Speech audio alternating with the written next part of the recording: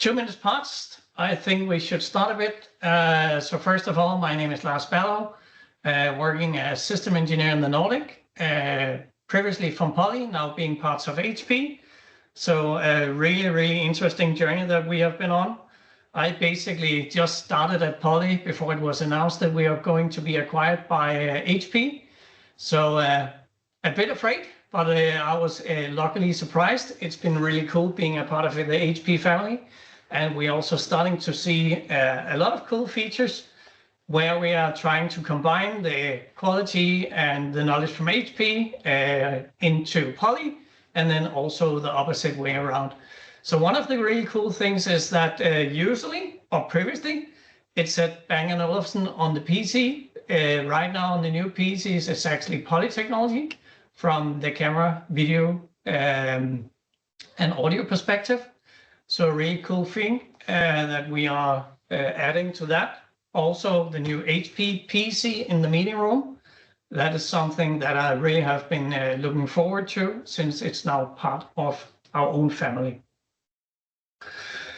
Going on to the next thing, and not that we want to dig into all the numbers, but we need a bit of marketing in all our calls, and we also need to say AI at some point. So these are the 2 times that I'm going to say it, and then we leave everything apart from that.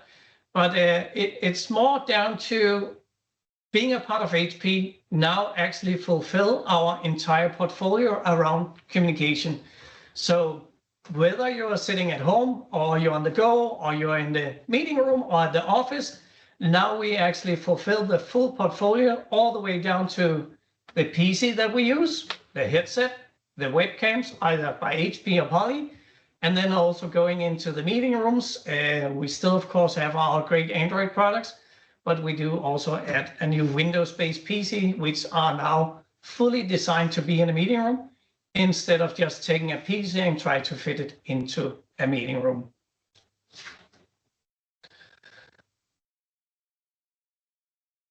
So one of the really things that we have to consider is that we have been so used to sitting at home, and it's so easy because we, at least many of us, have added an area or even built a home office like we are having.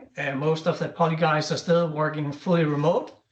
So we need to earn the commute to actually be going to the office. I tend to be in the office maybe once a week, but that's only to have meetings or webinars like this. Usually, since I'm working in the Nordics, I will just stay at home because I have all my products at home. So often it's a lot easier for me to actually just stay at home. But to get the employees back to the meeting rooms, or at least to the office, we need to do something to actually drag them back into the office. So we need to really think about in the meeting rooms, how do we do the meeting rooms? Should they be enabled for Teams? Should they be enabled for Zoom? Luckily, we in the Nordics, where Teams is a huge part, but there might be some customers or clients that still use Zoom. And then making sure that that device is set up, even though it's set up to a native Teams rooms, still being able to join a Zoom call. So that's some of the things that you really need to consider. Our vision, that is still the same. We are trying to close the gap between people in the meeting room and people sitting remotely. And as I often say, we build the meeting room for those that sit remotely to make sure that we optimize the experience and to include the persons that are sitting remotely. Just a simple thing is normally when we sit around the table, we will often have the discussions to our colleagues, and we sometimes forget to actually look at the camera and include the remote participants. A single thing, like I'm doing today, I'm fronting the screen. If you just turn the table, that will also make a great impact for actually looking at the screen to the remote participants. That also means that the quality of the audio, since we are talking in the direction of the device, that will also dramatically increase.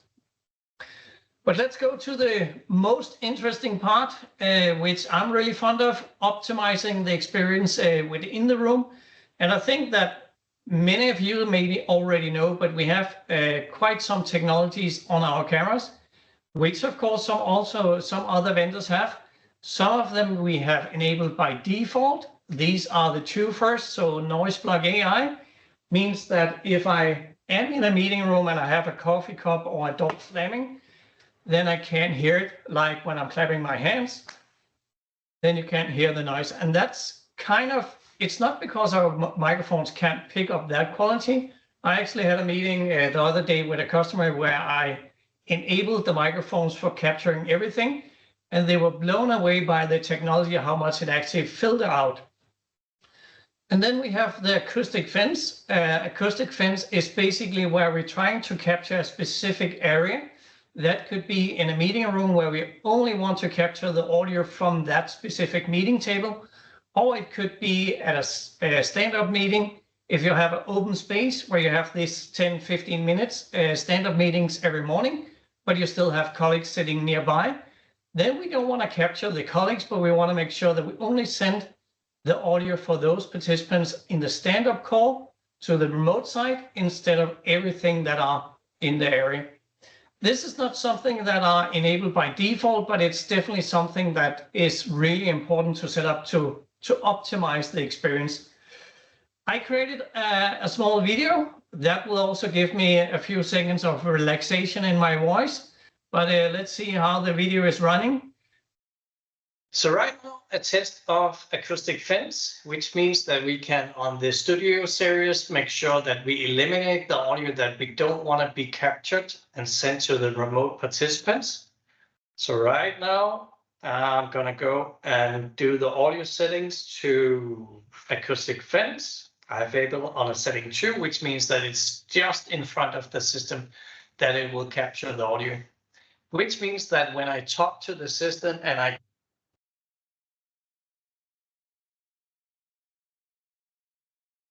inside the Acoustic Fence again, then my audio will be captured. And this is a really strong feature. If you have an open space where you don't want to capture audio from everything to send to the find. Okay, so the next slide is probably need a bit of explanation. So first, when I started at Poly, Acoustic Fence was a great technology, but the setting made absolutely no sense, and it still doesn't. So that's why I made it this schematic. So the Acoustic Fence is basically from 0 to 10. These are the sensitivity, and it basically means when you have the setting to 0, that will mute the microphones. Very limited experiences where you actually want to mute the microphone, but we have actually used it if someone wants to add a secondary device into the same room. But for each setting that you increase, then we open the microphones additional 10 degrees. But if you're a technician and you're standing in the field, that might not make sense at all, standing there and measuring the degrees. So I kind of made this schematic to make sure that it's a bit easier to actually do. So first of all, I'm measuring the distance to the nearest participants. So in this case, I have made a schematic. It actually says 5 meters, but let's say there's 2 meters to the first participants. And then you measure how far a distance is there in the participants where you still want to capture the audio. So let's say it's 3.5 meters. So you start in the top at the 2 meters, and then you go down to, let me see if I can do this. So you start in the top at 2 meters, and then you go down to 3.5 meters down there. And then you know it's going to be around a setting 7. That means that we only capture the audio within that area. So in case people are standing outside the area, screaming, open the door, or there might be a coffee machine in the background, then that audio will not be sent to the find. So a really, really cool feature that I definitely think that we should use even more at the customers. Even customers that I talk to that have been using Poly products for quite some time are not aware of this feature. And then again, thinking about Poly, we have so many technology on our devices that will enhance the experience of the meeting. And you, as the resellers and installation guys, you really need to optimize the experience in the meeting room to have the full benefit of using the poly systems. Another thing that we added recently or a couple of months ago is the sound reflection reduction. It might not make sense for all the people, but a lot of our customers think of audio like it's coming from my mouth to their ears, and it's basically not. It's waves that are bouncing around all the way the hard surfaces. So it might be the table, it might be glass on the wall, or simply just a hard surface that will reflect the audio, and that will make some acoustic not too great experiences. I would always recommend to use acoustic panels and soft materials to use within the meeting room, because that also enhances the experience within the room. But we also see that that is often in a different department, or they might not have the budget for it. But then we have a feature on our devices which are called Sound Reflection Today. It might change the name, but let's take that after the video. Let's do a short test on the Poly Studio X52. As you probably can hear, this room is not really well treated acoustically. Right now sitting in my living room, but most meeting rooms are similar to mine. A lot of hard surfaces, which means that audio will bounce around. But we have added a new feature, which are called sound reflection reduction. So let me try to enable that. So right now, added the sound reflection reduction, speaking at the same pace, the same level of audio. And hopefully you would hear now that the audio is getting so much better because we actually capture the direct audio instead of all the audio in the room. Yeah, so I think that's a quite amazing feature. Some of our customers, even in the beta start when we used it, they called me and said, we have a really bad room. We want to buy additional microphones to optimize the meeting experience. And then I asked them to try to test this Noiseblock feature. So as you can see in my picture, it's called Noiseblock AI version 2. So that seems to be that it's changing the name to Noiseblock AI version 2. But the way that you actually do the changes to it, that is to go to either the web GUI itself or do it through Lens, and then choosing sound reflection reduction or Noiseblock AI 2. That means that we will optimize for the speech and try to eliminate all the acoustic bouncing around in the meeting room.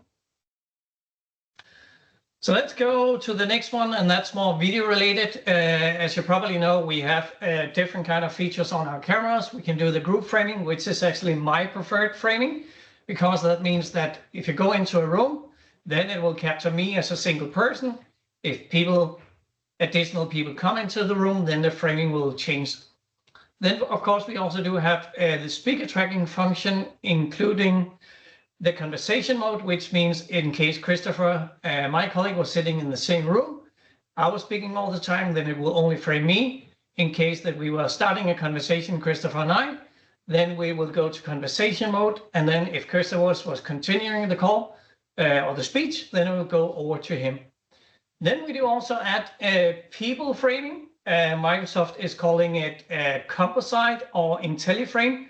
It basically means that we divide the frame up to 6 different people, and then we get a portrait-sized video feed of each person. So basically means that we divide the video feed, put each person in their own square, and then we will kind of have the illusion of getting closer to the people sitting remotely.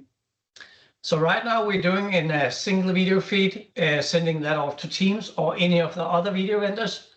But hopefully soon we will be able to send it by separate stream to Microsoft when they fully enable multi-stream. Then we also recently added the parameter, which is a really cool feature, I think. The parameter makes sure that we capture that specific area. So in case that we have people standing outside of the meeting room, in case you have glass, then we can actually make sure that we only capture what is really important for the meeting. Office environments that are designed around openness and collaboration with lots of glass walls are great for in-person meetings, but they can be really tough on hybrid video meetings. While we might understand the boundaries of an open conferencing space or glass walls, some smart camera technology might not. Now while we can't control distractions that happen outside of our conferencing space, with our newest feature, Polydirector AI Perimeter, we can't handle how our camera reacts to them. But to give you some information on how we do actually set up the perimeter, so as it is today, we basically give the system some measurements of the meeting room. So the length of the room, the width of the room, and then we also have an option of a specific inclusion zone in front of the room. So in case I was doing presentation and I was standing next to the screen with my back to the camera, that wouldn't make a great experience for the remote participant. So in that case, I can do an exclusion zone. So I make sure that the camera is not capturing me from the back of the head. Next version will be even better, because then it will be so much easier for you installations guys to set up the perimeter. You can basically do it directly from the TC10, which means that you will get a blue square in case you are within the perimeter, and you would get a red square if you're outside the perimeter. And then on the next one, Christopher and I actually did a demonstration or a short test of it when we were doing a Teamstalking in Sweden. So there might be a bit of noise in the background, but bear with that. But we made a really cool video just from my phone, seeing how we can actually capture all the people at the event, and you would have a live view of who are actually inside the perimeter and who is outside the perimeter. Christopher, how are your experience on that? I thought it was really, really cool that we did that. Yeah, it's super cool. And also the possibility to see who's captured and who's not captured. It's really easy to adjust all the parameters to really define the room size for that specific room. Yeah. So that means that if you want to set up the perimeter in the future, ask some of your colleagues or the customers to stand outside in the hallway on the other side of the glass, stay inside the room yourself, and then you can walk around, make sure that you capture everything inside the room, but don't capture anything outside of the room. Really cool feature. So then the next thing is a bit in the future, but we did already announce the product, so I want to speak into it. The next thing is that when you only have one camera in the front of the room, we tend to see people in the room starting to have conversation across the table, and it might not be the best experience for the remote participants because they tend to see the side of the face or maybe the back of the face, and that's not a great experience to include the remote participants. So the next thing that we're going to do is to add a companion camera. Oh, that was a bit too far. So the next thing is that we are adding a companion camera called the E360. That is basically 4 optics within the center of table camera. We also added 4 microphones. Since we're already adding something to the table, then at least we can also enhance the audio. The 4 cameras will capture more than 360 degrees, which means that you can move around even around the 360, and we can still make sure that when we stitch the video feeds, you will not have a stitch just across your face. Then we will automatically switch to either one of the optics that fits best for that video feed. The Poly front of room camera captures everyone in the room, centered on screen. But as soon as the discussion starts to happen, the Poly Studio E360 works in tandem with a Poly front of room camera to deliver the best angle of participants at the table. Adaptive technology works behind the scenes to capture the best view, whether you're looking to the center of the room or to the front of the room. But I think this is really cool. So basically, even though that we are more people in the room and we have several cameras, our technology on the cameras, so let's call it AI, our technology on the camera can actually give each participant an ID, making sure that we only capture a single person from the best camera video feed. So no matter which direction that you're looking into, even if you're moving around in the meeting, during the meeting, then we keep the ID on each person. Not that it camera know it's Lars, it's more that ID 1, this is this person, and we capture by several different technologies, both on the face, the color of the hair, the color of the shirt, the beard, if you have something like that. So that's a really, really cool feature. So no matter which direction you're looking in, then our technology would switch to that camera. I would expect this camera to be in the market in the start of next year. So hoping we will be able to demonstrate it on ISE in Barcelona not this year, but next year. So a bit of a product overview. I think one really important thing is that we are working really hard to make sure that all our peripherals are working across both platforms, either if you have a Windows-based Teams rooms or Android-based all-in-one or Android-based modular room. First thing is that we added the TC10 to our Windows-based solution, the G9 Plus. The next thing is also our cameras. So our cameras are working across the platforms. It's not all the cameras that work with all the solutions, so please be aware, especially on the G62, which I will go a bit deeper into in a short while. On the audio side, we're not fully there yet, but we are starting to see that we're going in that direction again. So look out for new products in the next year on the audio side. So if you're looking at our Android-based solutions today, we still have, no matter which size of the room, you would have an option to choose the specific device, making sure that we can build a meeting room that is Teams certified within that specific size. So small room, X30 today, X52 for the medium size, and we are still one of the few vendors that are Teams certified for a large meeting room in an all-in-one video bar. If you're going up to the bigger rooms, then you can go and do the modular one, which are the G62. We still have the G7500, but I would definitely recommend to go with the G62, especially if you're doing it in Teams. The sizes of the rooms that are on this slide, that is equal to Microsoft certification. So when looking at the modular room on 10 meters, that is not exactly correct because that depends on what kind of peripherals that you add to the G62. So let's go to the G62 and let's see if I can also add this video feed.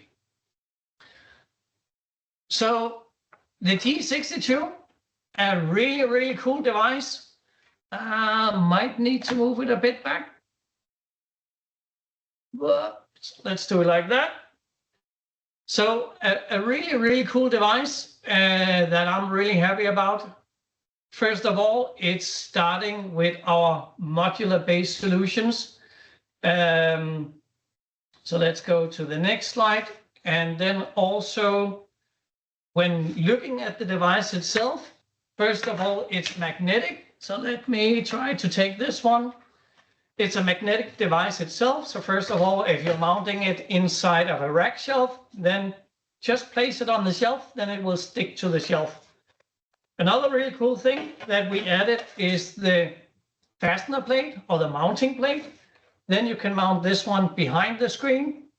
If you have a big screen, you don't want to take the screen down every time, but then mount this one behind the screen and then place the codec right there. And then in case you need to do some service to it, then just twist it and take the codec out. So that's a really, really cool thing that you can do on the G62. Going a bit further, we did also add Alt DP to the USB-C port, which means that if I can find the port, this direction, if you are doing content share or you want to bring your device, then you can use the USB-C instead of using both USB and HDMI. One thing to have in mind when you're using Alt DP, that are the limitations of the cable. So right now we deliver the device with a 1.8 meter. We're also adding a 5 meter cable, and it does also work with extenders, or you can just place the G62 at the table and then extend the cables to the camera and screens. So a really cool thing, but please have in mind which cable you're using. USB-C, that's a standard for the connection and not what is inside the cable. So when you look at these pictures, we bought some cables on Amazon, some cheap, some with a high quality, but there's a huge difference what's inside the cable when using our cables compared to other cables, as you can see. Then the G62, that is also really our first devices where we go into the full HP sustainability program, which means that all the devices or all the materials that we build the G62 with, they are post-consumer materials. We did also remove all the plastic packaging from the packets, so everything is recyclable. We don't have the small clips that we usually had on the cables. They are being changed to some Velcro, so you can actually reuse that Velcro strap to make sure that the cables are nicely installed. Then I created this extremely busy slide. We have a 300 pages document around the G62 that I'm happy to share with you, but these are the most important things that you have to consider. So one thing is what we can do as a vendor on the product. Another thing is what can the video vendor do on the product. So for instance, Microsoft Teams rooms, which we are using mostly in the Nordic, we do support Ethernet connection cameras, but Microsoft is only supporting one right now. So in case you're doing an installation with Zoom, you can easily connect 3 cameras on Ethernet to the device, but if you're using it in Microsoft Teams, then you can only connect 1 camera on Ethernet. So I made some short and easy diagrams to see how we actually would connect it. One thing that I actually forgot to mention is that on the G62, we do have a local network port on that one. Let's see if I can find it. No, it was in the other direction. So the local network connection, even though that it's just next to the PoE Plus, which we're using for both the internet connection and powering the device, the local network port, that is by no means connected to the customer's network. So it's a completely AV network, not connected to any network at all. But the local network port does not support PoE. So in case you want to add PoE devices to your installation, then we are supporting the NETGEAR switch, which will then be a bridge to the G62. And then you can connect all your IP microphones, cameras, connect a short cable into the G62, and then you will have a really nice installation, which are, first of all, easier to install with Ethernet cables and cheaper. You don't need to have the long USB cables or USB extenders. So that's a really nice thing. Another thing, if the customers are asking for 2 cameras in Teams, since Teams doesn't support 2 cameras on Ethernet connection today, then you would need to connect it by USB. We do fully support the icon extenders that we have in our price list as well.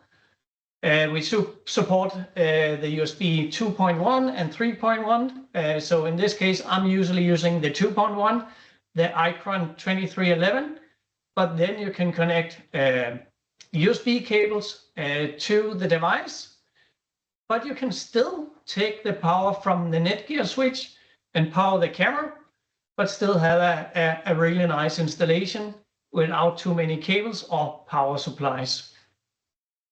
One thing to have in mind is that we cannot mix the Ethernet or the IP connected camera and USB. So you need to choose, should it be on IP or should it be on USB? So right now supporting in Teams, one IP connected E70, on USB, 2 connected cameras.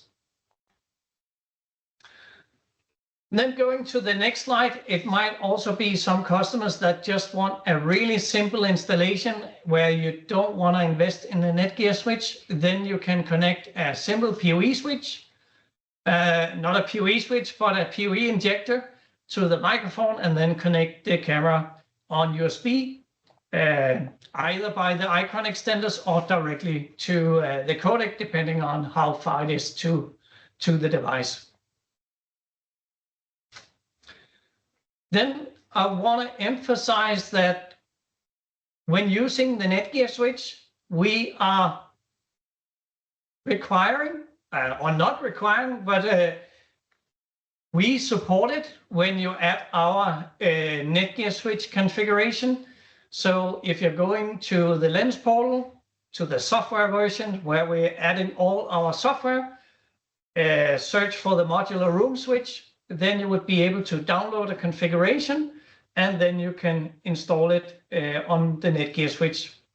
So I have created a document taking you step by step all the way through the configuration. So it would be a bit easier to do the configuration. But first of all, I just want to show you a few pictures for when I did my configuration at home. So connecting to the back port of the NETGEAR switch, which are here, then connecting it to your PC. And then let's see, yeah, the next one. And then I will share the presentation or the document with you afterwards. So I don't want to take you through all the steps, but when you have done the configuration, then you can go and test and see, are all the configuration uploaded correctly to the NETGEAR switch? And then you can go and do your installation or do the testing, the connection to the NETGEAR switch that is on port 9, and then connecting it directly to the local network port on the switch. Oh, sorry, the G62. And then afterwards, and sorry for the busy and messy picture, but this is how my home lab is looking like. So here I've connected the E70 on Ethernet to the NETGEAR switch. I connected both a ceiling microphone and a table microphone, and it worked perfectly for this installation. I've done lots of demonstrations and trainings for customers and partners, and it's so easy to set up. So then on to the next one, the E60. So let's see how much we can do with this one. The E60, a really, really nice device. Going back to optical PVZ cameras, I remember that Christopher was the first one that got the E60 in the Nordics. So I was happily doing some testing with him in the Swedish office, but luckily I got the E60 now as well. So like all our technical guys, we don't want to look at the front, we always want to look at the back. So here from the back side, we have the option of connecting and power the E60 with a power supply, or we can use PoE to power the device. So usually I'm using the NETGEAR switch for that, so then I don't need to add the power supply. When using Teams, we still need to use the USB connection, but then connecting it with USB, and hopefully by end of next month, we will have support for a direct IP connection instead of using the IP. But if you're going out doing an installation today, then you still need to use the USB connection. Let's skip this slide and go to the next one. We will definitely see more cameras in the future. Another thing where I start to see the E60 being used quite often, that is an add-on to existing meeting rooms. So if you have a poly solution today with a front of room camera, I would say you created a solution for the meeting room for half of the meetings, because often you have a person standing next to the screen and doing a presentation, and the remote participants have no access to being able to see that presenter. But by adding an E60 to the installation, then you would actually be able to switch between the cameras, and then it will include the remote participants even better. So the E60 are doing two framing modes. It can either do the group framing or it can do presenter tracking.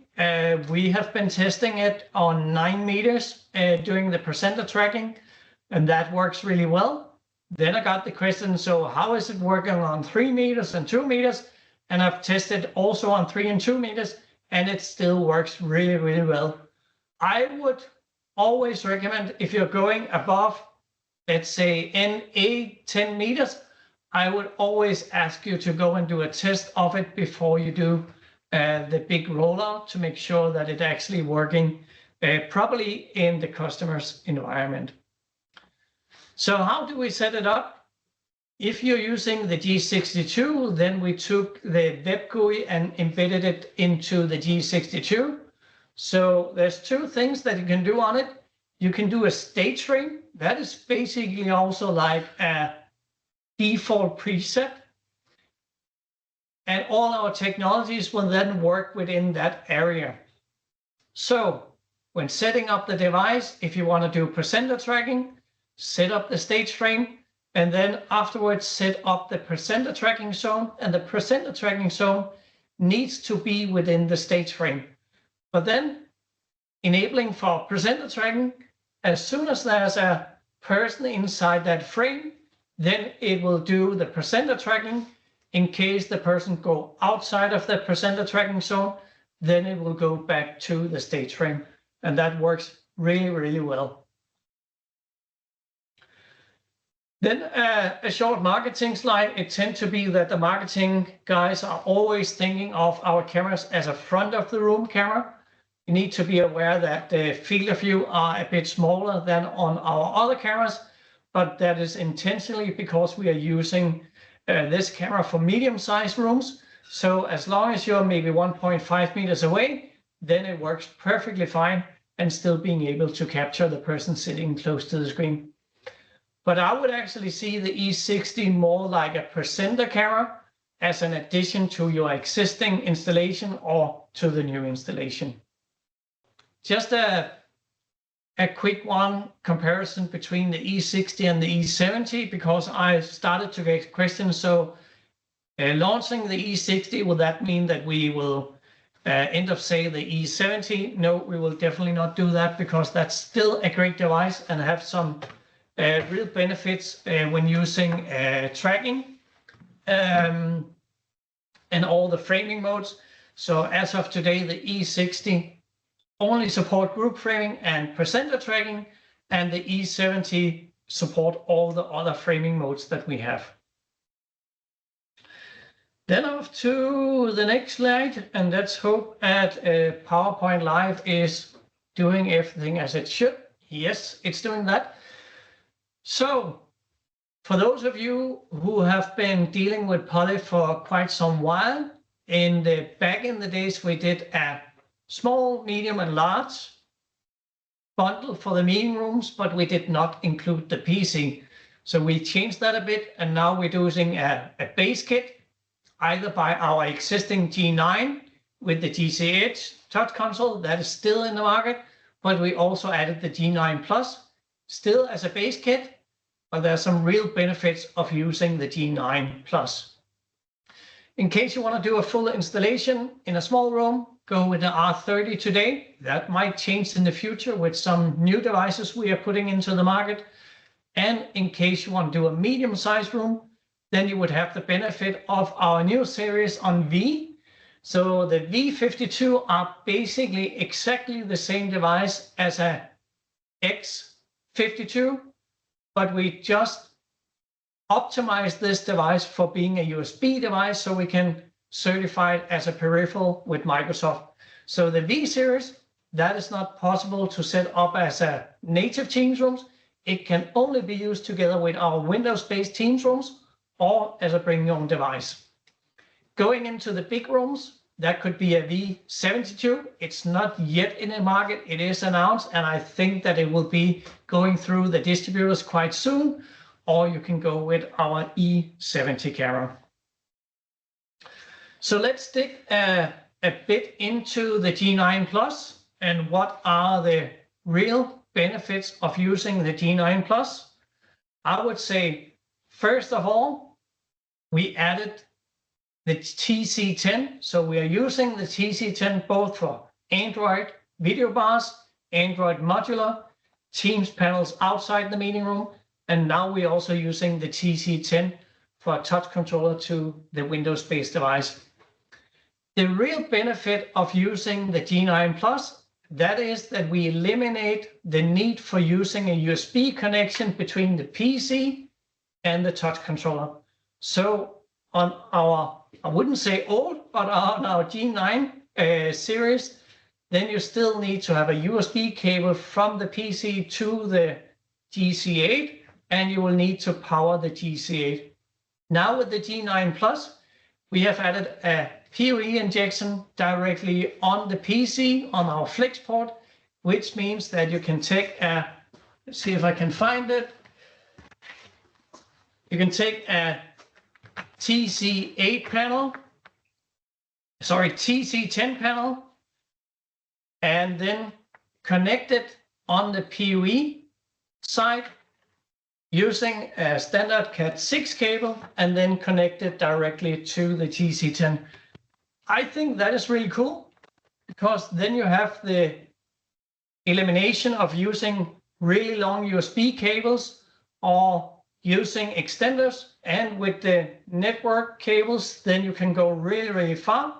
So in case you want to add the PC in the rack in the technical room, you can easily do that, and then just use a long Ethernet connection to the TC10 at the speaker booth.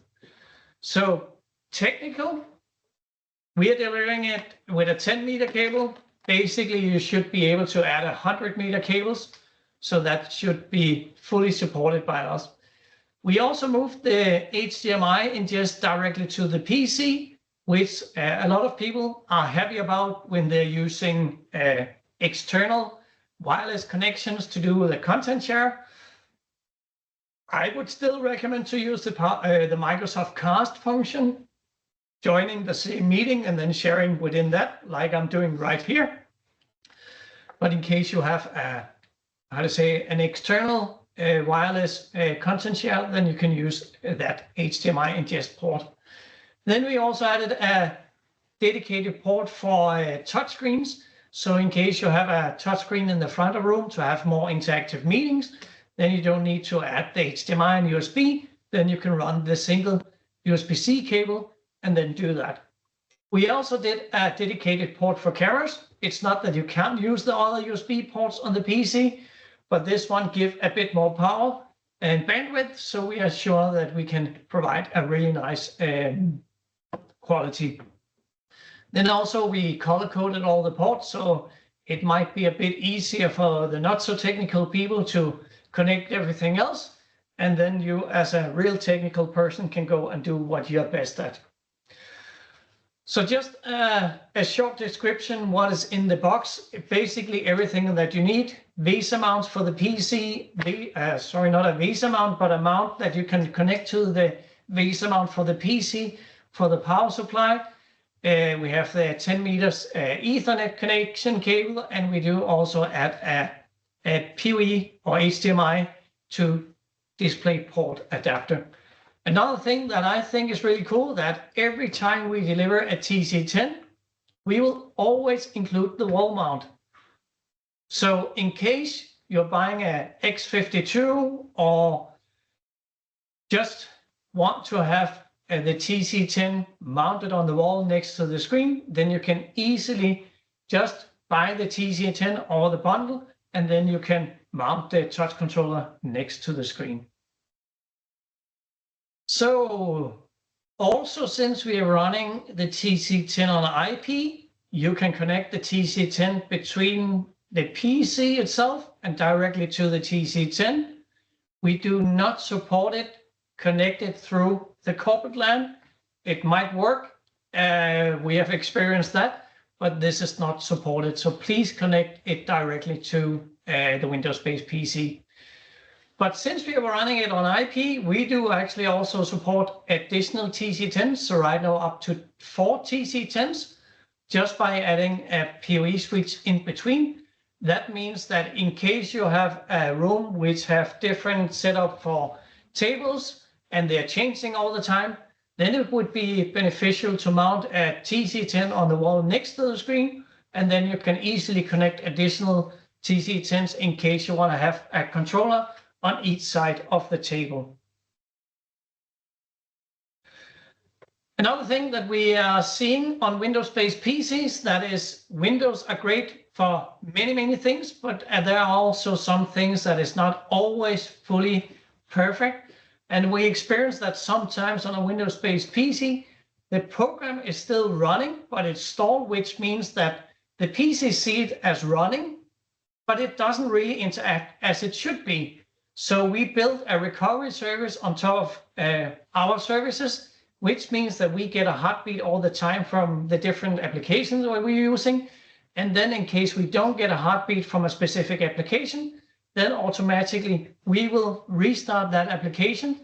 So the users in the meeting room do not experience any issues with the touch console. We also added new cameras to our portfolio. We are upgrading our camera control app. Some of the cameras are not fully supported yet. Microsoft also announced that they are going to do camera control on Windows-based PCs, which have been available on Android for quite some time. So the V52, as I already said, it's basically the same device as the X52.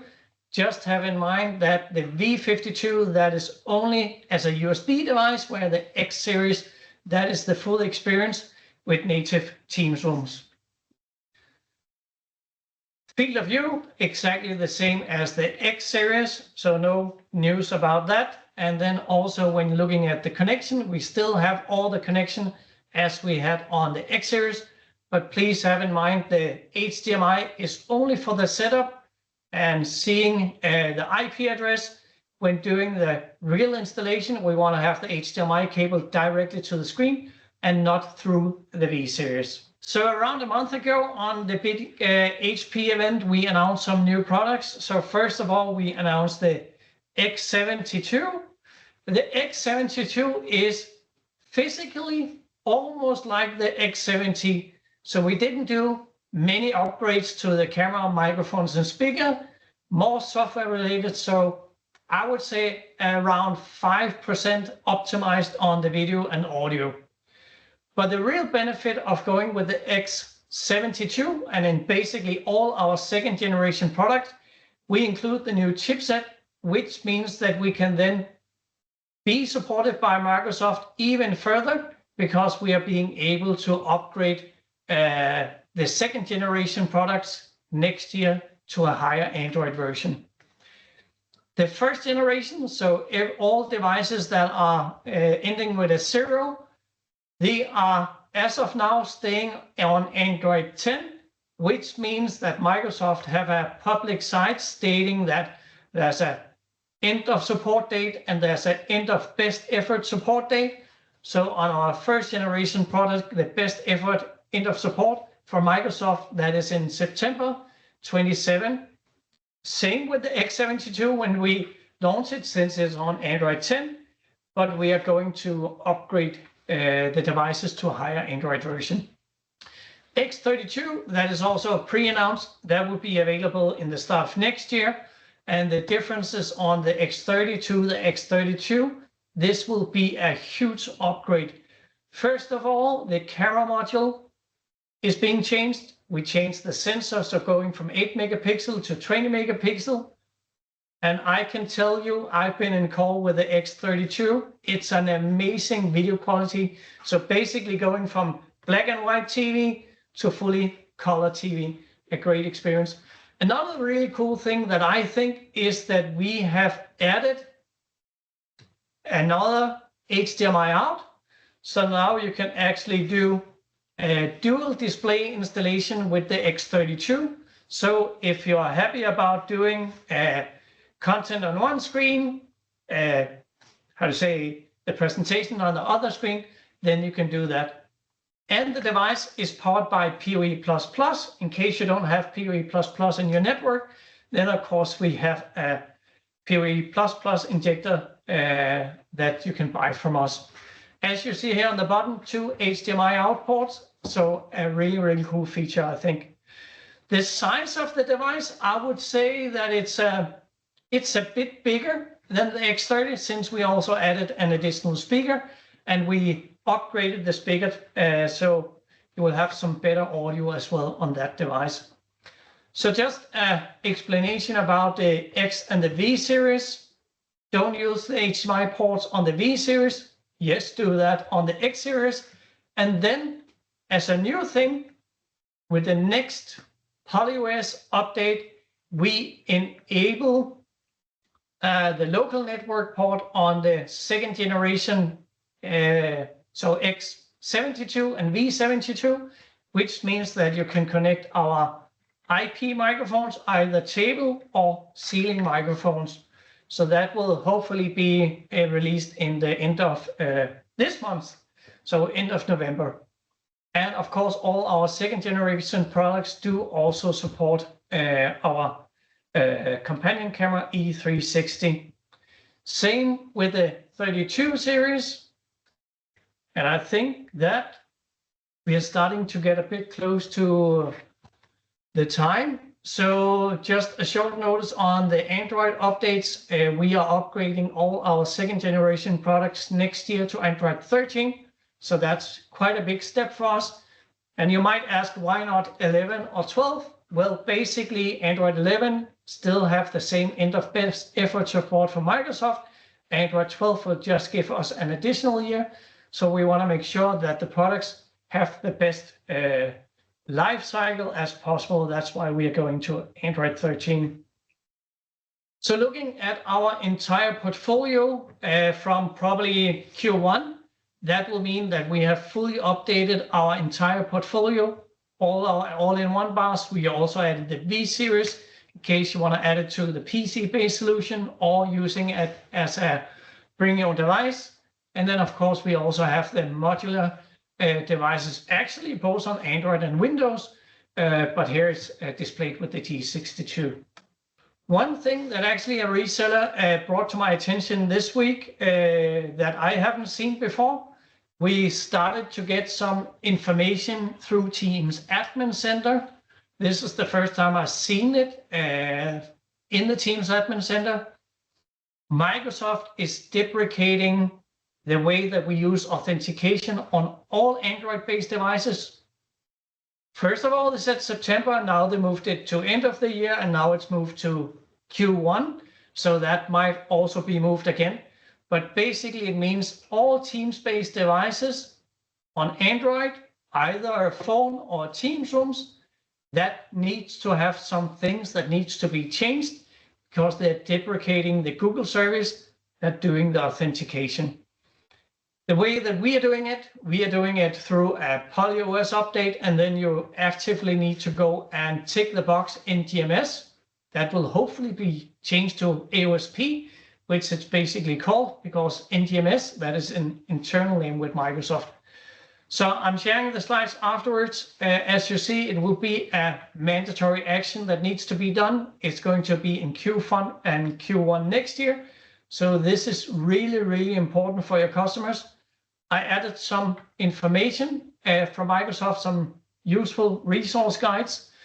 Teams roadmap, it's always really fun to keep updated with Microsoft Teams roadmap. it can be accessed, or at least the public roadmap can be accessed on this URL. I would say the most important feature that has been announced and the most frequently asked, that is custom background to Android-based Teams rooms. So that is available today, both on front of the room screen, on the touch controller, and also on the Teams panel outside the meeting room.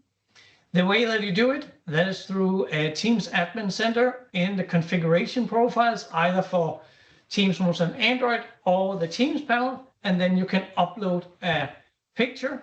And there's also some requirements for the size of the picture that you're uploading. So new PolyOS should be out end of November. Some of the really cool features that we are then adding, that is the support for E60 on Ethernet, and we do also support then AV controls. So that means that we will actually support external configuration, or not configuration, but control of the meeting room. So basically it's an HTML5 site. So in case you're using some of these vendors in the bottom here, then you can point to their site, HTML5 site, and then you can start to control the cameras or the curtains or everything else in the meeting room. This is a really cool feature. So basically what we are enabling is the HTML5 interface, which also means that we can basically use this for also a simple thing like Microsoft Forms. So in case you want to have some feedback from the meeting room, you can set up a simple Microsoft form and then ask the users to give feedback from the meeting room. How was the meeting room? Does it need to be cleaned up? Was there something wrong with the meeting room equipment? So changing to the AV controls would actually be able to give some feedback directly from the meeting room. Another thing which is part of the PolyPlus Enterprise, that is that we are now giving access to remote support in the meeting rooms by giving access to the TC10. So through the Lens Cloud portal, which means that we can control who are having access to the remote support, then we will give access to the TC10 in the meeting room, no matter where the meeting room is. We can give access when there are people in the room, then they will be able to deny or allow giving the access. In case there's no person in the room, then of course there's no person to hit the allow button. But then after 30 seconds, we will automatically give you access to the TC10, which means that you will have a remote view of the TC10. You can fully interact with the TC10, and you can even connect to the meeting or to that TC10 out of a call, in the call, which means that it will be so much easier to give support for meeting rooms, even though you're not on site. Another thing that we are enabling, that's basically an extension of our beta program.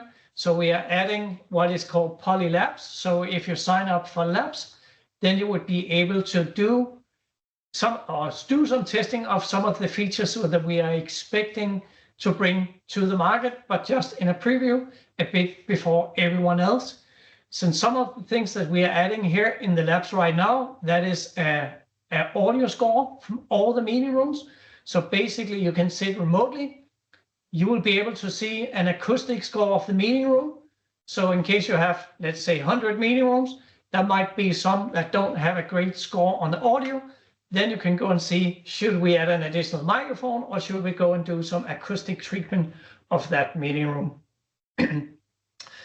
Just lately, of course, we are doing a fully management of all our devices in our portal, and PowerPoint Live is going crazy again. I have no idea why, but let's stop the presentation because that was actually some of my last slides. So with that said, and sorry for taking a bit more than at your time than I was expecting, but I hope you enjoyed this session. So please give some feedback in the chat if you like the webinar, if you need, or if you want us to do some changes. Should this be something that we should be doing in the future? then give us a thumb up. That would be really cool. I think it was great fun to do it. We did it also for the Danish resellers yesterday. Not really technical, but just introducing the new products. So I have no idea if there was any questions in the Q&A. So Christopher, could you please, I will put you on stage as well. So let me know if there's any questions. Nice. Yeah, we still have a few questions left unanswered. This one came latest. When will the remote admin features be GA? So we say soon, but do we have any specific date in mind? Yeah, hopefully the end of the month. Yeah, so that will be end of next month. That is our target right now. Perfect. We also have a question about the E60 presenter framing. If we have two people on the stage within the framing presenter stage area, what will happen when they move away from each other? So the question is about gesturing and if we plan to focus on any person. So we don't do any gesture control with the E60 camera. We set a presenter frame. When people move within that frame, the camera will track them. But Lars, what happens if you have multiple people in the stage? How will the camera react? It will follow the most handsome guy. No, well, that really depends on the behavior, on how people are moving. I've seen it work perfectly, but I've also seen some issues with it. But I would say if you're two-person within the stage frame, then it works. But you can't expect it to follow both persons. But as long as one of the persons are going outside of the presenter frame or the frame that you enable for presenter tracking, then it will switch directly back to the person.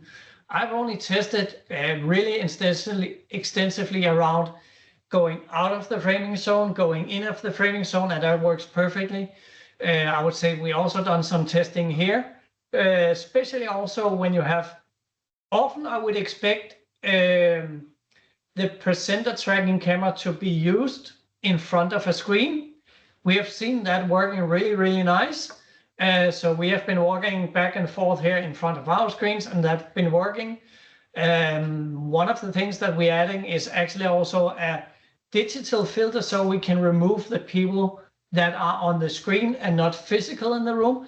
So that's also some of the things that we have in the labs, a future that we're working on bringing to the market.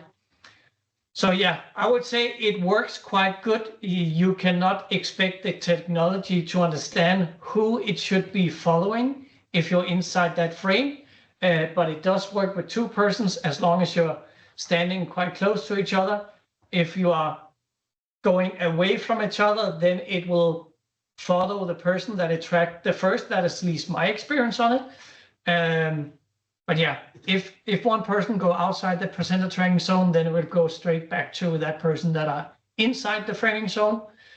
If both persons are going outside the presenter tracking zone, then it will go to the stage frame. Perfect. Cool. One last question left unanswered. So how will our new G9 Plus PC handle the Copilot features that are coming? I mean, we certainly have the processing power for any local computing, but how do we manage the future Copilot features? So first of all, we I can't remember if we are the only, but at least using an i7 processor, where others are using an i5 or an i3. And that is by purpose, because we know from what we want to bring into the market from our roadmap and what Microsoft is bringing into the roadmap, then we know that we need more processing power. And when we are selling a device to a customer, we want to make sure that the device they buy can have a long life cycle, so they don't need to go and change the device every second year to have the full benefit of all the features that Microsoft is enabling. But depending on what kind of features of what they're saying with Copilot, because most of the Copilot features today are handled both on the device but also in the cloud. So for instance, if you're thinking about being able to recognize persons within the room, giving me a name tag, that is available today. Other co-pilot features or my other features that will be in the future. I expect that we fully support it because we have the device on the market with the highest specs. So instead of a i5, we actually have an i7. Instead of 8 gigs, we actually have 16 gigs. So we have a really, really powerful machine. And that is by intent to make sure that the customers are buying a device that they can have in the meeting room for a long life cycle. Cool. Any other questions, Christopher? You got muted? Yeah, I muted myself. So yeah, that concludes the Q&A. Okay, perfect. And thanks for your support, Christopher. It was great having you in the background. It can be quite busy to do a webinar, trying to do a presentation, showing products and switching between cameras, and then also when the PowerPoint live go crazy. But thank you so much for joining. I hope you think your time was well spent. I will wish you a very happy Friday.